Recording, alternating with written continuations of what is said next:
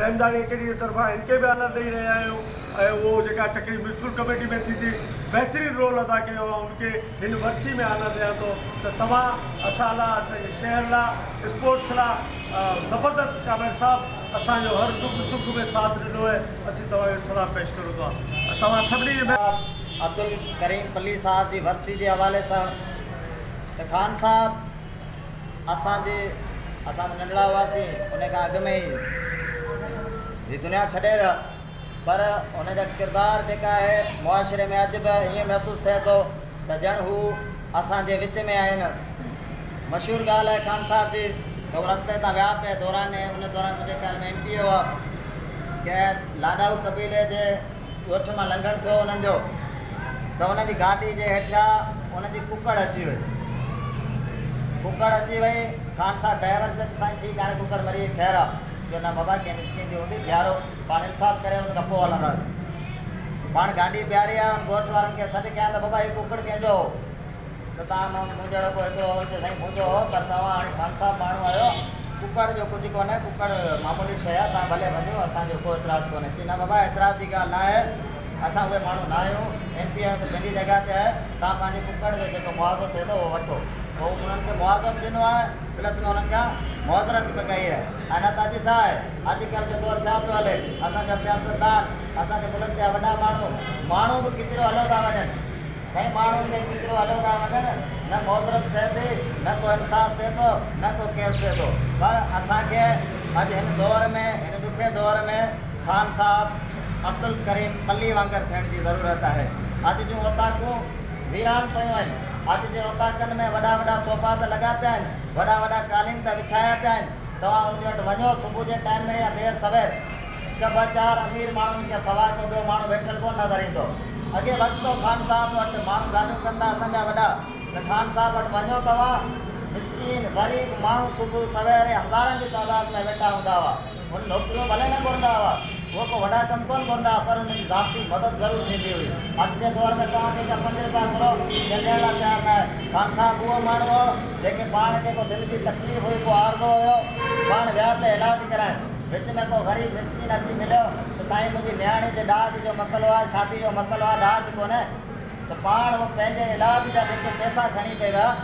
सो उन मिसकिन खे ॾेई ॾिनी तूं पंहिंजी नियाणी जो घरु ठाह असांजी तबियत अला ॾिसंदो त उहा अॼु असांखे हिन दौर में असां सभिनीनि खे गुज़ारिश था कयूं त तव्हां खान साहब खे पंहिंजो रोल मॉडल ठाहियो ऐं खान साहब वांगुरु ज़िंदगी गुज़ारियो। उहो हुआ त नालो त उन्हनि जो लक़ब त खान साहब हो पर उहो हिकिड़ो फ़क़ीर माण्हू हो अलाह तबारक व ताला हुनखे जन्नत नसीब करे हुनजो किरदारु त तमामु वॾो आहे। असांजा मुक़ररीन वेठा आहिनि उहे ॻाल्हाईंदा असांजे तरफ़ां कंहिं खराज तहसील पेश कयूं था जंहिं हिन माण्हू पंहिंजे मुआशरे जी बहितरी जे लाइ पंहिंजो किरदारु अदा कयो।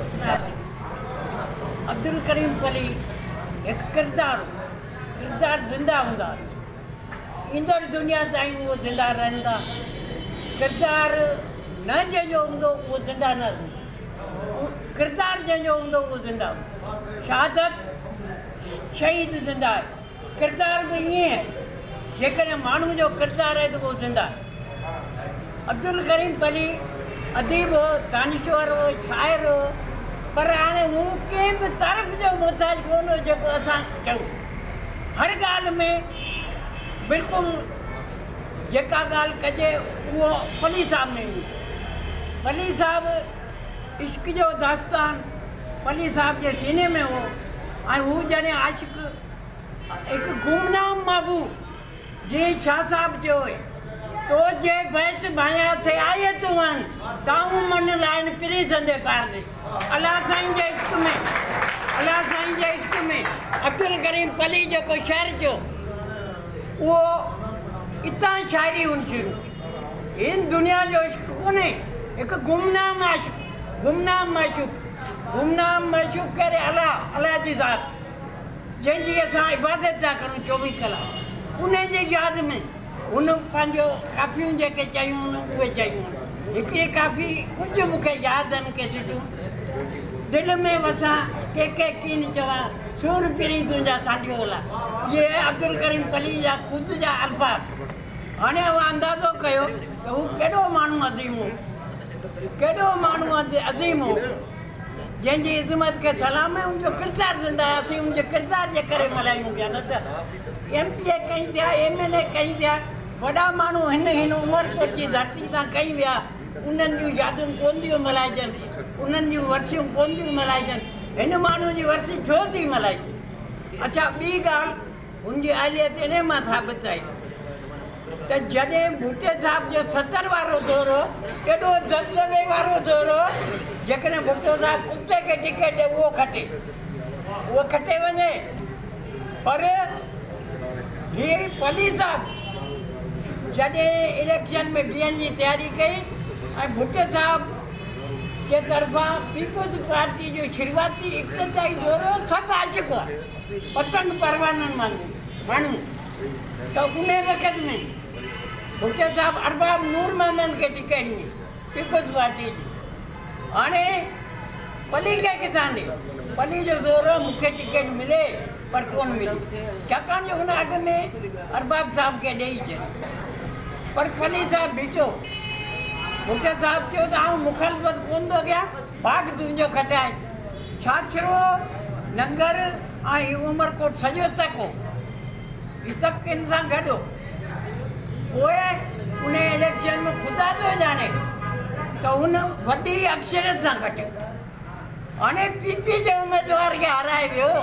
अवां अंदाज़ो कयो हुनजी अहलियत जो हाणे असां उन माण्हू लाइ छा चऊं कुझु कोन था चई सघूं छाकाणि जो हू हर फन मौला हो त अहिड़ा किरदार जेकॾहिं आहिनि न त असांखे कंहिं ॻाल्हि जो जोखो कोन्हे आम चवंदी जेकॾहिं पली साहिब अॼु ताईं हुजे हा असांजो MPA हुजे हा न त ही उमरकोट जी हालति ही कोन हुजे हा उमरकोट तरक़ी जे राउंड ते हुजे अफ़सोस इहो आहे त उहे कमु कंदड़ माण्हू असांखे हलिया विया आहिनि उन्हनि जायुनि ते चिब अची विया आहिनि अहिड़ा माण्हू अची विया आहिनि जेके उनखे सोरे कोन सघिया उनखे हलाए कोन सघिया ऐं हिकिड़े उमरकोट न पूरी सिंध जो मिसाल ॾियुसि पूरी सिंध जी हालति कहिड़ी आहे जेकॾहिं भुटे साहिब जो उहो दौर ऐं उहे माण्हू हुजनि न अब्दुल करीम पली जहिड़ा त हीअ हालति कोन थी आहे माशाअल्लाह ख़ुदा विछड़ी हिन ॾींहुं असां खां को हस्ती विछड़ी ॼण मज़लूमनि सां को मस्ती विछड़ी ग़रीबनि अमीरनि सां गॾु खाइण वारा ॼण हारियुनि खां को बस्ती विछड़ी पली जहिड़ा प्यारा माण्हू बेस्त जा वासी थिया पली जहिड़ा प्यारा माण्हू बेस्त जा वासी थिया ये अनिल वावरी ॼण असां खां धरती विछड़ी शाइर हुआ माहिर हुआ ॼण शाइरनि खां शक्ति विछड़ी हिन ॾींहुं असां खां को हस्ती विछड़ी ॼण मज़लूमनि खां को मस्ती विछड़ी हिन ॾींहुं असां खां को